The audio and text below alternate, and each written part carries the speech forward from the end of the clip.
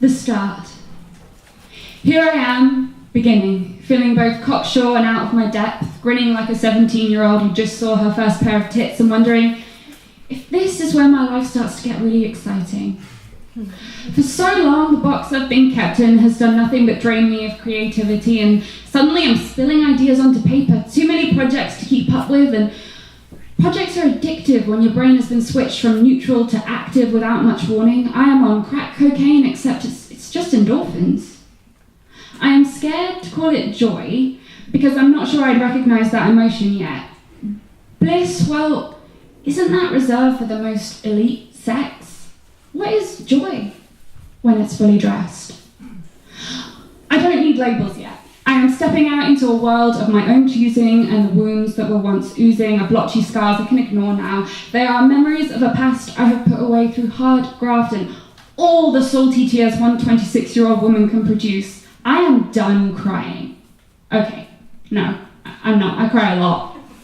I am done weeping and wailing in self-pity or terror.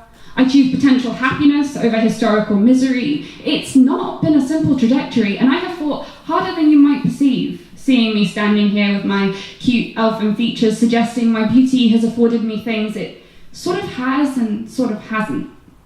My story will emerge in future works, but this isn't about vulnerability. This is my beginning, and I am celebrating it, no matter how many stinkers I might produce while I spruce up my style and figure out where the fuck I want to be the next time you see me smile like this. For now, I get to beam and ponder next steps into a life that beckons with such deliciousness. Perhaps the pain isn't over. It never actually is. But I am exactly where I need to be, fate says.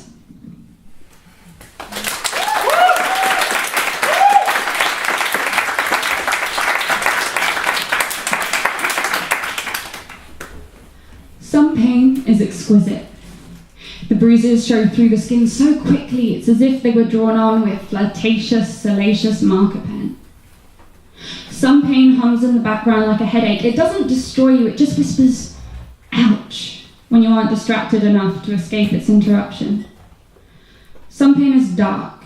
It wasn't brought on by consent or a long day in the office being henpecked. It's years of pent-up anguish suddenly spilling out from every orifice, crying, please, please make this stop. I'm too weak to bear this. Some pain is as sharp as an electric shock, and it catches you off guard in the middle of your weekly shop. You are reminded of the bad thing, possibly the many bad things, by something completely innocuous. You are startled by the sharpness, and your body ceases moving naturally. You become a robot. Some pain is fierce and feral. You wrestle with it like bare-handed boxers trying to get the most effective right hook in. The blood is okay. You are in the mental zone for it. You might not win, but you'll work through something. Some pain is so scary you realize life is not limitless, and everyone you've ever loved is not immortal, and perhaps the things you always hoped you'd fix will stay forever broken. I miss my grandpa, and he was a bully who stole your tears like they were clever jokes he was collecting. He had enough from my dad's lifetime alone to go on tour, at least in Scotland.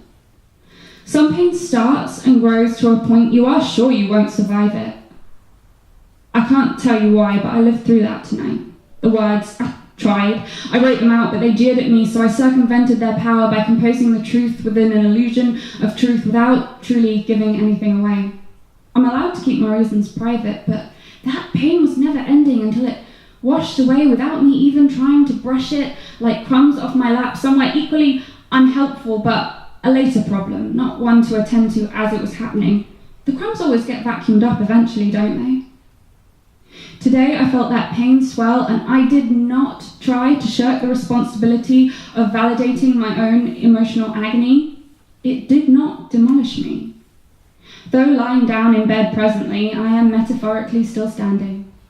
I want you all to know its power diminishes the more we let it grow without turning our faces away from the heat of the iron on our skin. We do heal from those wounds opening. It's just fucking grim while it's happening.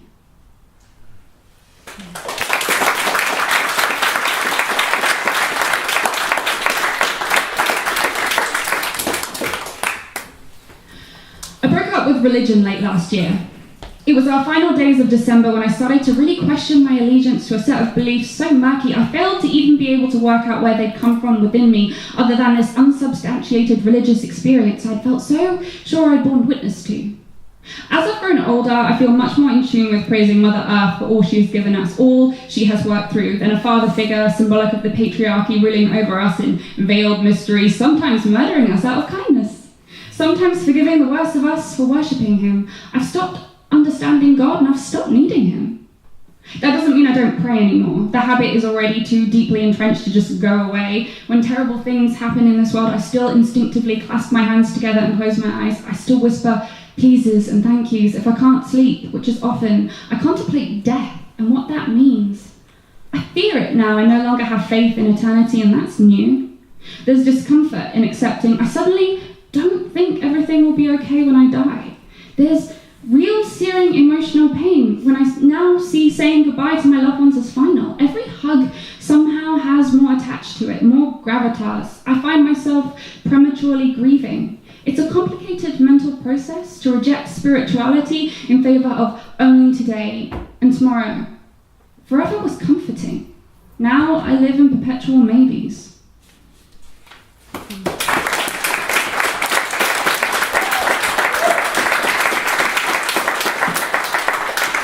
This is my last one, don't worry.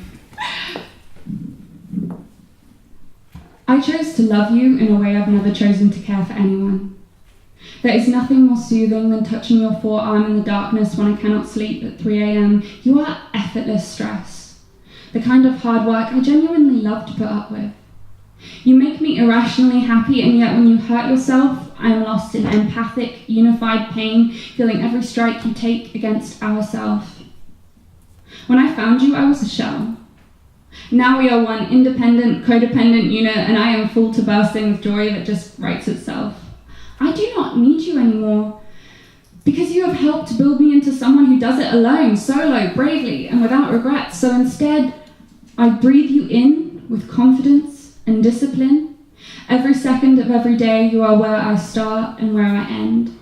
You are beauty in all ways, intricate and delicate with hints of masculinity and grace. I am honored by your presence, and I am cut deep when you miss out on all I see when I meet your introverted gaze. I bring out the weird in you, the hidden shades of feminist and argument in safe, yes, punch the wall if you have to, this is our space, ways. And I want you to know I will protect you from yourself for as long as I have time and voice and arms to cover your ratchety cough of self-hate. You, my friend, are all that is good in the world in one man. I see your elegance, where you see only accidents and missteps, and baby, that's okay. I might be on my way. Womanhood suits me. Now, let's play a new game.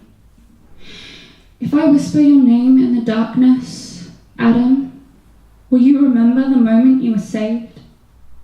Because I am working on an escape plan from your taught toxic low self-esteem, and it is going to be read out in other people's therapy sessions as a testament to who they realize they want to be. My words will find you eventually. Until then, until when you can look at the half of ourself that is you and see the reflection grin all cheeky and embrace the little geek you've always been sweetly seeing the sexy too. I'll be your mirror insistently, without frustration, only patient, loving patience. You saved me, now let's save you.